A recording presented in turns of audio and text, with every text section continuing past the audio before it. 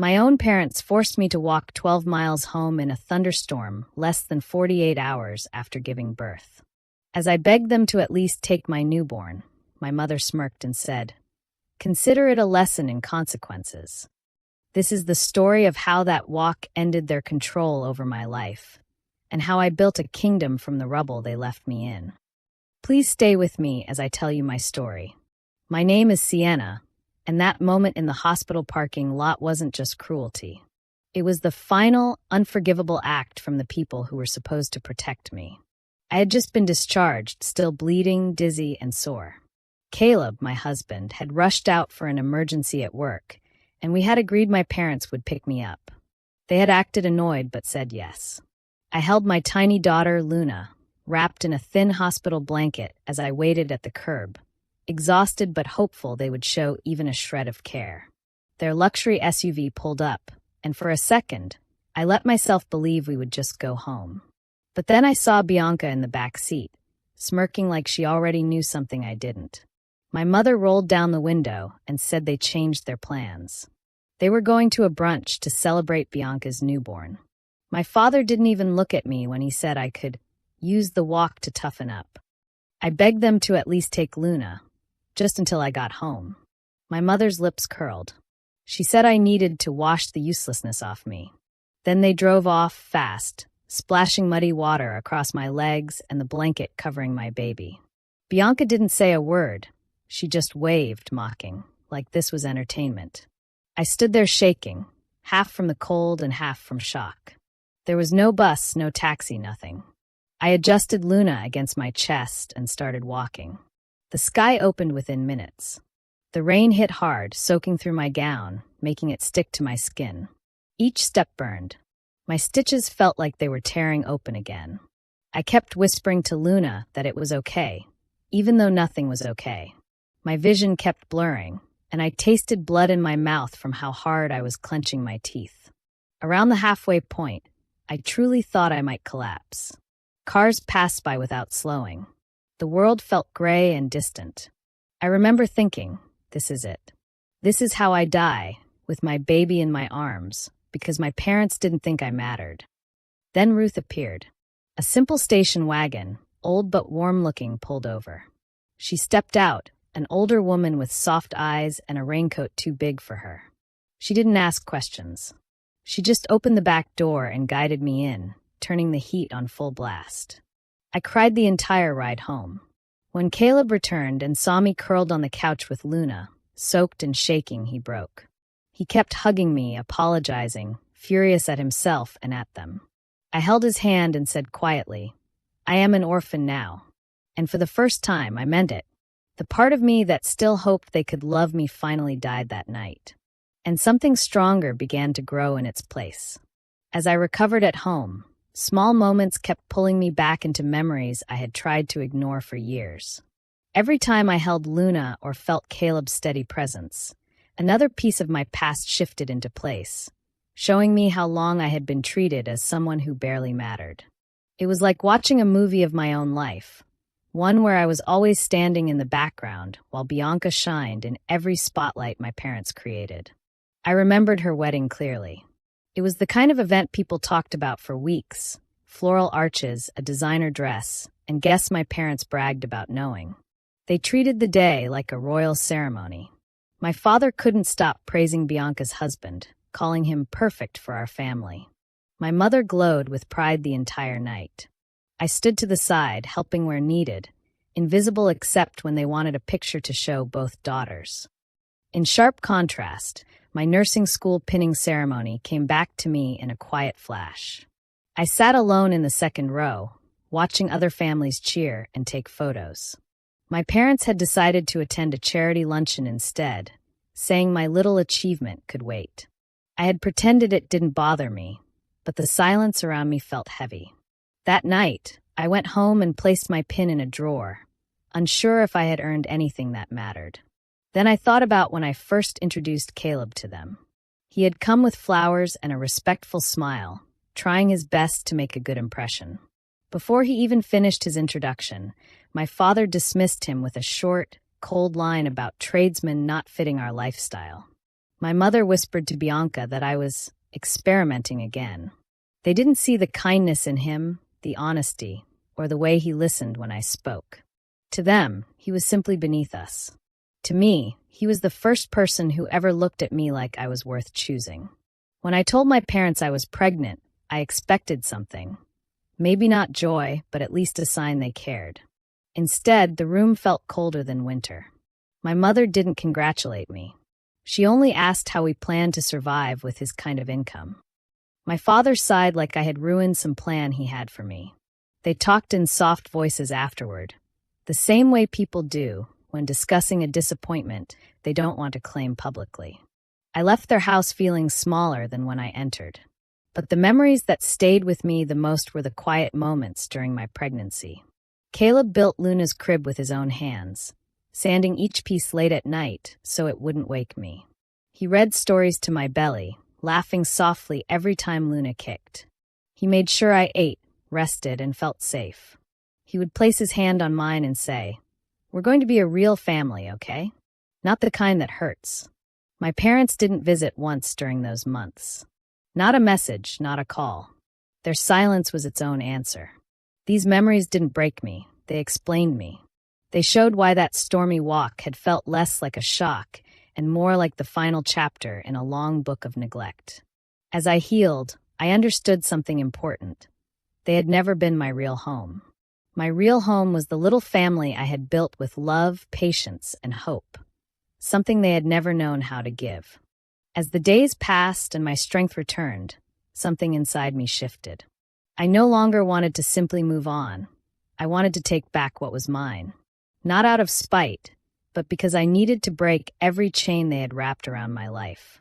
For the first time, I let myself think clearly about the things my parents had controlled for years, especially the money my grandmother had promised to her grandchildren.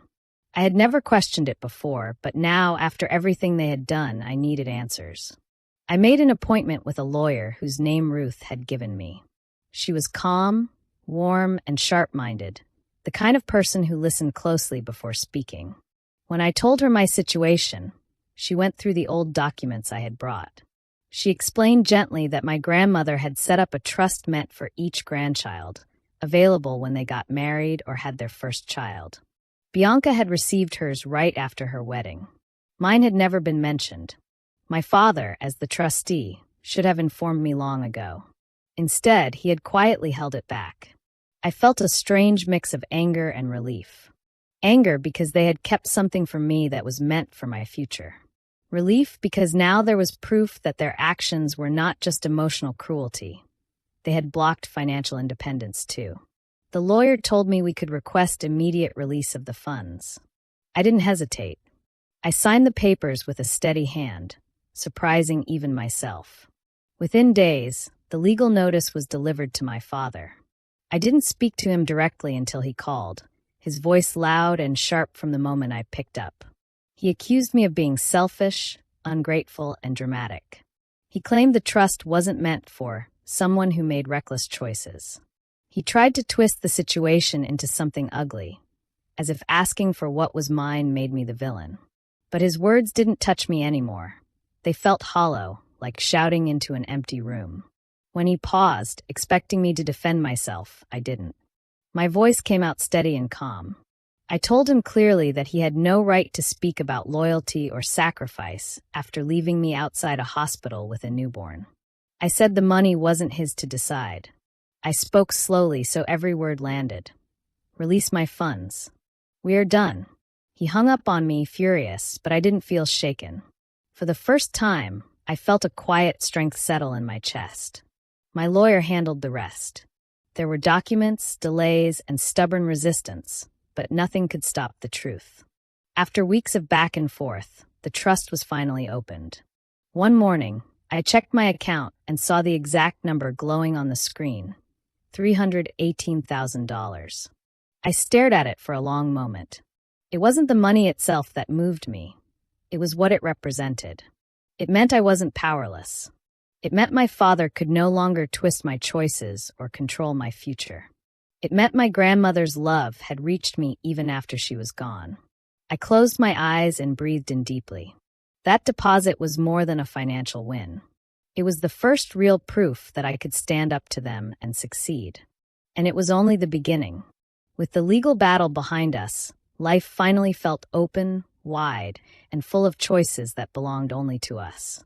There was no rush for grand gestures. We wanted steady steps, small decisions that would shape a life far away from the shadows I had grown up under. When the money arrived, we didn't celebrate loudly. We simply sat together at the kitchen table, held hands, and talked about what came next. For the first time, the future felt like something we could shape with our own hands. The first thing we did was clear every bill that had been weighing us down. Watching those numbers disappear felt like lifting stones off my chest. There was a calmness that replaced the worry I had carried for so long. It felt almost unreal to think that Luna would grow up without the fear of unexpected bills or the pressure of choosing between basic needs. We promised ourselves that her life would be built on stability, not uncertainty. Next, we searched for a place where we could start fresh. We wanted somewhere bright, with space for Luna to run and neighbors who waved without judgment. When we found a small but warm house in a quiet town, sunlight pouring through every window, we both knew it was the right one. The moment we stepped inside, I felt something gentle settle inside me. It wasn't fancy or large, but it felt safe in a way I had never experienced. We made the down payment without hesitation. That house became the foundation of everything new. We also set up a college fund for Luna, something solid that would grow with her. It was comforting to know that her future had a strong start, something she could rely on no matter where life took her. It felt like giving her a gift I never had, the freedom to dream without limits. Caleb used the insurance payout from his old workshop to bring another dream to life. He rented a clean, open space and started building a real woodworking studio. He invested in better tools, stronger equipment, and proper safety setups. For the first time, he had a workspace that matched his skill. His hands were steady with confidence. Slowly, word spread about the quality of his work. People came from nearby towns to order custom pieces. His name started appearing in small craft magazines, and soon he had more requests than he could finish in 1 week. Watching him grow in his craft brought me joy I didn't expect. His happiness became part of the peace we were building. We also made a decision that felt necessary. We changed our numbers and closed all paths linking us to my parents. No forwarding address, no social media with our location, no cracks for them to slip through. It wasn't running away. It was choosing quiet, choosing distance, choosing a life that didn't revolve around old wounds. Our new home became a place where laughter echoed, where dinners were shared without tension, where Luna fell asleep to stories instead of arguments. Day by day, our life became steady, warm, and ours alone. There was no drama, no conflict, no pressure to impress anyone. It was a soft kind of revenge, building a life without them, a life they could never ruin or reach. And every morning, when sunlight touched the walls of our new home, I felt the same gentle truth. We had finally built our fortress of peace. More than a year passed quietly, and our life had settled into a calm rhythm. I stopped expecting anything from my parents, and honestly, I believed they had forgotten about me completely. Our days were simple and steady. Luna grew fast, filling the house with small footsteps and bright laughter. Caleb focused on his work, and I spent my time building routines that made our home feel warm and safe. The silence from my family felt like a blessing, a clean space where nothing painful could reach us. Then one afternoon, while Luna was coloring on the living room floor, my phone lit up with an unknown number. I almost ignored it, but something in me decided to pick up. The moment I said hello, I recognized my mother's voice. It was soft, coated with sweetness that didn't fit her at all. She spoke like someone practicing kindness instead of feeling it. She said she had been worried sick, that too much time had passed, and that families should remain close no matter what happened. Every word felt planned, like lines she rehearsed before dialing. She didn't ask how I was. She didn't ask if I was safe. She went straight to Luna, saying she wanted to see her, hold her, spend time with her. She said she deserved that chance, as if it were a right she had earned. She tried to sound broken-hearted, using phrases like, "We should heal together," and "Don't keep us apart." I listened without interrupting, feeling nothing but a cold stillness where love should have been. For a moment, I simply watched Luna, absorbed in her drawing, humming softly to herself. That small picture told me everything I needed to know. My child was growing in a world filled with gentleness. I would never let confusion, guilt, or manipulation touch her. My mother's sudden concern didn't erase years of absence. It didn't erase the moment she left me on a sidewalk with a newborn. When my mother paused, likely waiting for me to melt the way I used to, I kept my voice steady. I told her she had made her choice long ago, on a day when I needed help the most, and she walked away without a second thought. I said I wasn't keeping them from anything. They had removed themselves. I reminded her that she closed the door, not me. Her tone changed instantly. The sweetness cracked, and underneath I heard the same irritation she used whenever she couldn't control something. She tried again, claiming she didn't want conflict, but the words no longer held any weight. I told her firmly not to call again. There was nothing left to fix, nothing left to pretend about. When I hung up, I didn't shake or cry. Instead, I felt a deep sense of release, as if a door inside me had closed gently and finally. The last thread connecting me to that toxic world snapped without pain. I looked at Luna again, and all I felt was peace. My mother's call proved something important. Leaving them had been the right choice. We weren't missing anything. Our home was whole without them. Life settled into a steady, warm rhythm after that final phone call. With distance from the past, our world slowly became brighter, fuller, and more connected than anything I had ever known growing up. What surprised me most was how naturally new bonds formed once the old ones were gone. It was like clearing a field that had been choked with weeds for years.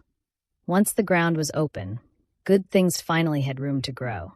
Ruth, the woman who had helped me on the side of the road, became a real part of our lives. At first, she stopped by occasionally to bring Luna little knitted hats or drop off a warm meal. Over time, her visits became regular. She treated Luna with a gentle affection that felt genuine, patient, and safe. Before long, Luna started calling her Nana Ruth, and the name fit so naturally that none of us questioned it. Ruth never pushed herself into our space. She simply showed up with kindness, and we welcomed her with open hearts. Caleb's family wrapped us in their warmth too. They had always been supportive, but now they became an everyday presence. His parents visited often, bringing groceries, recipes, and stories from their own childhoods. His sisters adored Luna, making her laugh until she hiccuped. There was no judgment, no comparing, no cold glances. Just simple love, shared meals, and open doors. It was everything I had missed growing up, and watching Luna experience it made me feel like I was finally giving her something priceless. As life became stable, I decided to continue my education. Going back to studying while caring for a child wasn't easy, but I felt different now. Stronger, more sure of myself. I enrolled in the nurse practitioner program and worked hard, pushing through long nights and tough exams. When I finally earned my certification, I doubled my income, but more importantly, I felt capable in a way I never had before. Patients trusted me. My coworkers respected me. I had built something meaningful with my own effort, not anyone else's permission. Caleb's career blossomed too. His new studio allowed him to focus on detailed, high-quality pieces, and soon his work caught attention beyond our town.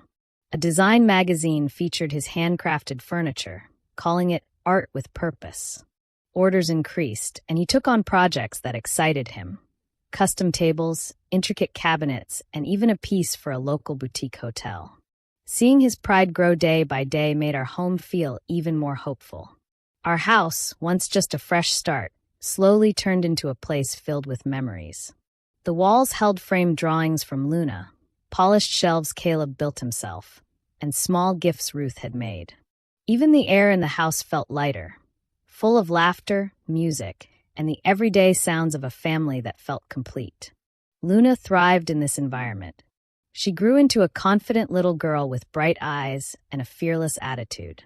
She spoke her mind, explored everything with curiosity, and loved freely because she was surrounded by people who genuinely cherished her. Every corner of our life reflected growth, healing, and joy. It was the clearest proof of all. When you create your own family, one built on love instead of duty, you don't just survive, you bloom. Time moved forward, and I focused on my own life, not expecting to hear anything about my parents again. I had no interest in checking up on them, but sometimes news travels without being asked. A coworker who used to know my family mentioned small things here and there, and each detail felt like a quiet reminder that life has a way of balancing itself without anyone lifting a finger. I first heard about my father's troubles through an old neighbor who messaged me out of nowhere.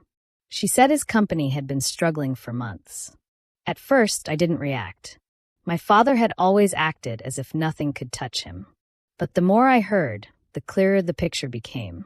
He refused to adjust his business plans even when the market changed. He ignored advice from younger partners and dismissed new trends that didn't match his old views. That stubborn pride, the same quality he used to control everyone around him, finally turned against him. Contracts slipped away, investors backed out, and the empire he had bragged about for years began breaking down piece by piece. Around the same time, I heard about Bianca through a distant cousin who bumped into her. Her husband, the man my parents praised endlessly, had been caught up in a serious financial mess. The story spread fast. He had been involved in shady deals, and when things fell apart, he distanced himself from Bianca rather than stand by her. He left her to face the embarrassment alone. The cousin described how Bianca looked, tired, overwhelmed, and carrying the weight of a life she never learned how to manage. She was caring for her child by herself, juggling bills, and trying to keep up appearances. The girl who once smirked at me from the back seat now faced struggles she had never imagined. And then came the stories about my mother. A former family friend mentioned that Eleanor was hardly invited anywhere anymore. People had grown tired of her superiority and sharp tongue.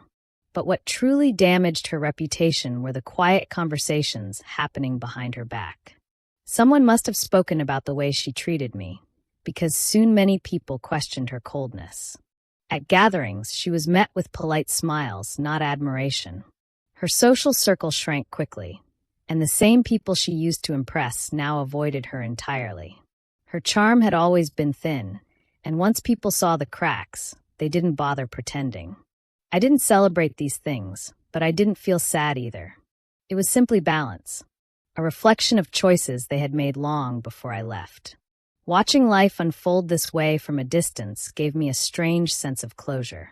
I didn't need to confront them or demand justice. Time handled everything on its own. While their world slowly collapsed, mine continued to grow. The contrast was impossible to ignore, but I didn't dwell on it. Their downfall wasn't my victory. My victory was the life I was building, quiet, steady, full of love and honesty. What happened to them was just the natural result of living without compassion. And for the first time, I realized I felt nothing but calm acceptance. They were finally facing the consequences of the life they had chosen, and I had long since stepped away from it. One quiet morning, a letter arrived at our home. The handwriting was unmistakably my mother's, looped and careful, like someone trying to hide something beneath polished words. I picked it up slowly, sensing immediately that this wasn't just a casual note. It carried the weight of intent, and I knew it was meant to unsettle me. I opened it at the kitchen table while Luna played nearby, her giggles a stark contrast to the tension settling in the room. The words inside were crafted with skill. She wrote about family bonds, about how blood is thicker than water, and how we should never let misunderstandings come between relatives. She described hardships they had endured, claiming sacrifices I had never noticed. She painted herself as wounded, struggling against reversals, and somehow suggested that I owed them attention, and perhaps even money. Every paragraph was layered with guilt, subtle accusations, and a sense of entitlement that made my stomach tighten.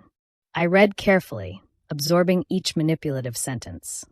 I set the letter down and called Caleb over. He leaned on the counter, reading silently as I went through each point. His jaw tightened, not with anger at me, but at the audacity of the words. Then Ruth came in, placing a comforting hand on my shoulder. She read along and shook her head slowly, her expression a mixture of pity and quiet disgust. It was astonishing how clearly the letter revealed my parents' inability to feel responsibility or remorse. Each plea, each so-called reflection on family values, was really just a demand for attention and control. We didn't speak much afterward. We didn't need to. The letter said everything about their intentions and character without any additional commentary. It was clear. They were still trying to manipulate, still trying to pull me back into a world where I was nothing more than a pawn. The realization that they had not changed, that they had not even recognized the harm they had caused, felt heavy at first. But then, I noticed Luna's small hand reaching for a crayon, her focus on her drawing. I felt a quiet surge of clarity. My energy was better spent here, in this home, with these people who truly cared. Finally, I picked up the letter and tore it carefully, deliberately, watching each piece fall into the trash. The sound was final, soft but complete. There was no response, no confrontation, no explanation needed. The act of shredding it felt like a quiet declaration. I would no longer allow their manipulation to touch my life. The room, filled with morning light and the soft hum of a normal day, suddenly felt lighter, freer. In that moment, I understood the real power of indifference. It was not passive, it was deliberate. By refusing to engage, I had reclaimed control over my space, my peace, and my family. The letter, intended to destabilize, instead confirmed a truth I had always known. I was finally free. I turned to Caleb and Ruth, exchanged a small smile, and felt a sense of calm that had been missing for decades. That letter, meant to ensnare me, became nothing more than shredded paper, irrelevant to the life we were building. Luna's 4th birthday arrived like a burst of sunlight after a long winter. The yard was alive with laughter, tiny feet running across the grass and colorful decorations swaying in the gentle breeze. Friends from school and the neighborhood showed up carrying gifts and cheerful smiles. Caleb's family mingled easily with the children, bringing food, helping with games, and filling the space with warmth. Ruth was there too, wearing her favorite scarf and a grin that made everyone feel welcome. The air smelled of freshly cut grass, birthday cake, and the faint aroma of candles waiting to be lit. Watching Luna dart between groups, giggling uncontrollably as she chased bubbles or helped pass out party favors, made my chest swell in a way I hadn't expected. She was radiant, confident, and unafraid, surrounded by people who genuinely loved her. Each laugh she shared, each delighted squeal, was a tiny declaration that our home had become a place of joy, of trust, and of security. Nothing in the past could reach her here. Nothing my parents had done could touch this happiness. When it was time for cake, the children gathered around the table, and Caleb lifted Luna onto his shoulders so she could reach the candles. I stood a few steps back, camera in hand, capturing the moment, but also letting myself soak it in. As she leaned forward and blew out the candles, I saw the pure joy in her eyes, unfiltered by worry or fear. She made a wish and smiled that wide, innocent smile, oblivious to the chaos of life beyond our yard. The simplicity of that happiness hit me harder than any confrontation, any victory over my parents could have. I looked around at everyone, my partner, our chosen family, friends who had become like relatives, and felt a quiet sense of triumph. The storm of my past, the betrayal, and the abandonment, none of it could reach us now. Those experiences hadn't destroyed me. They had strengthened me. They had pushed me to create a life where love was chosen, nurtured, and safe. Seeing our home filled with genuine laughter, food shared without tension, and Luna completely herself, I realized that the life I had built was far richer than any wealth or status my parents could ever offer. In that moment, I thought of the thunderstorm that had once seemed like the end of everything. I remembered how powerless I had felt, carrying Luna through mud and rain. And yet, here we were alive, thriving, and surrounded by love that mattered. That storm hadn't drowned me. It had washed away the old burdens, leaving me free to rise on my own terms. I felt an overwhelming gratitude for the life we had made, for the people who truly cared, and for the small, everyday victories that had built this moment. I knew then, without a shadow of doubt, that we had reached a place no amount of cruelty or neglect could touch. The rain had purified, not punished, and in that clarity, I finally understood the depth of our triumph. Years have passed since the moment I finally walked away from the life I had been forced to endure. Looking back, I realized my revenge was never about confrontation or drama. It wasn't about sending angry letters or making public displays. My revenge was quiet, deliberate, and deeply satisfying. It was the life I built for myself and for Luna, one filled with love, respect, and true freedom. Every morning, I wake up in a home that feels safe and warm. The walls carry the laughter of a child who knows she is cherished. The meals are shared with people who genuinely care, not because they feel obligated, but because they choose to be there. Caleb and I work together as equals, supporting each other in ways that feel natural and unforced. Our partnership is grounded in trust, communication, and a shared vision for our family. That stability is a kind of strength my parents could never provide. Watching Luna grow is my daily triumph. She is confident, curious, and secure in the knowledge that she is loved unconditionally. She doesn't carry the fear, doubt, or insecurity that haunted my childhood. That alone is a victory no money, status, or manipulation could replace. Every hug, every bedtime story, every proud smile she gives me is proof that my choices have created something enduring, something no one can take away. I've also built my career and independence in ways my parents never imagined. Every milestone I reach, every patient I help, every challenge I overcome is a testament to my resilience. The freedom to make my own decisions, to carve my own path without interference, is the quiet triumph that defines my life. It is peace earned through determination, intelligence, and unwavering self-respect. Even though my parents are a part of my past, their influence has no hold over me anymore. I don't dwell on their failures or my hurt. Instead, I focus on the legacy I am leaving, one of love, integrity, and strength. My revenge isn't loud or visible. It's woven into the fabric of our daily lives. It's in the laughter echoing through our home, in the confidence and happiness of my daughter, and in the partnership I share with Caleb. That night, I understood fully that I was no longer defined by the people who once abandoned me. I had shed the weight of their expectations and cruelty.